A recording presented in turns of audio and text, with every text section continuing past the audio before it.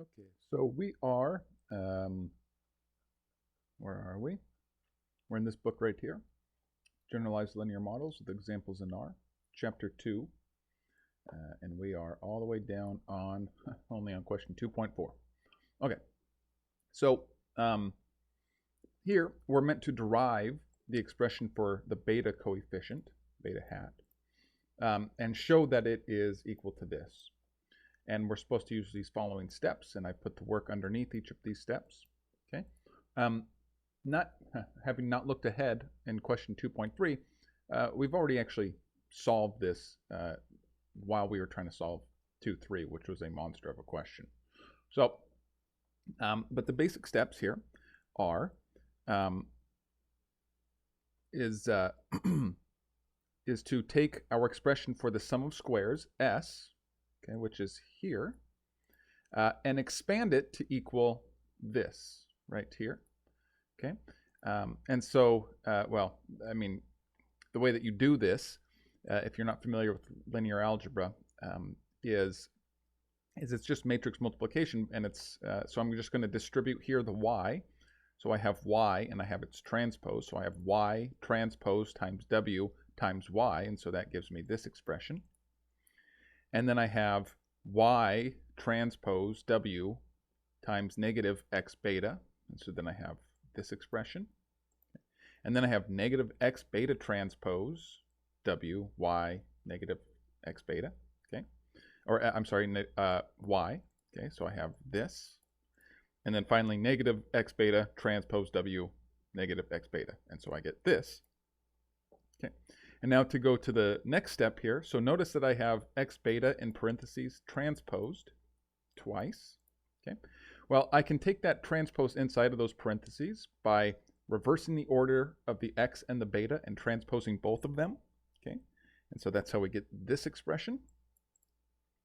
And then it turns out that this expression and this expression, so if you were to do this matrix multiplication all the way through, these are scalars, and this are equal to one another, right? They both have it shouldn't be surprising, they both have a beta, they both have an x, they both have a w, and they both have a y. And in fact, this one, well, they are transposes of one another. And because, again, they're scalars, the transpose of a scalar is just itself.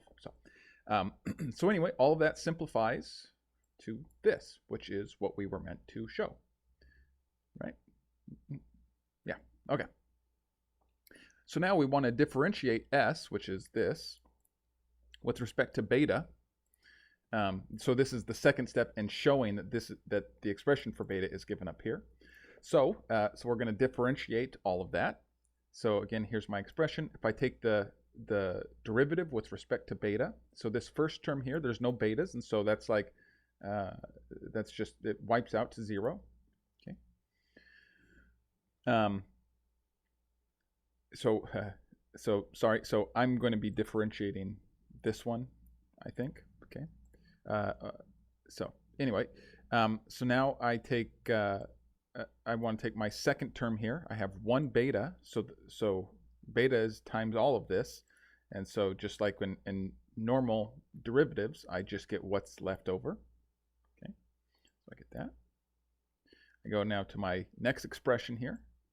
Okay, again, I have one beta, so I take the derivative with respect to it, and I just get all of that right there.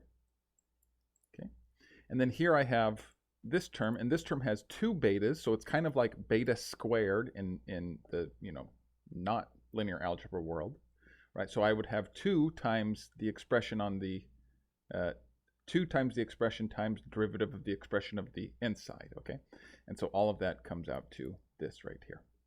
All right, and again, you can kind of see that if you just treat beta t beta here as beta squared and then try to go forward. Okay, so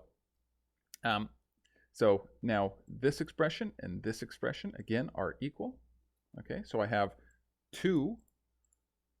this guy minus 2 of these. Okay, and so that's my derivative with respect to beta. So now, using this previous result, I want to find that beta hat minimizes s. Okay, and so again, with derivatives, if we're trying to find a maximum or a minimum, what we want to do is we want to set the derivative to 0 and then solve for, well, for what we want to solve for, in this case beta. Okay, so if I set this derivative, right, which is what we found in the previous step, to 0, well then that means that, so I can just move one of these sides over and they both have a 2, so I get rid of the 2 and I get this expression. Okay, and now in order to solve for beta, I would want to, we can think about it as trying to divide out all of this by both sides, but in matrix multiplication we don't really divide, we multiply by inverses, which is basically the same thing. Okay, so I would take this, I would take its inverse and multiply both sides by that inverse, and so that the inverse of this comes over to the other side and I get this, and that's my expression for beta hat. And again, we know that this is minimizing s because that's, well, because we've set the derivative equal to 0, and that's how we came up with beta hat. Okay.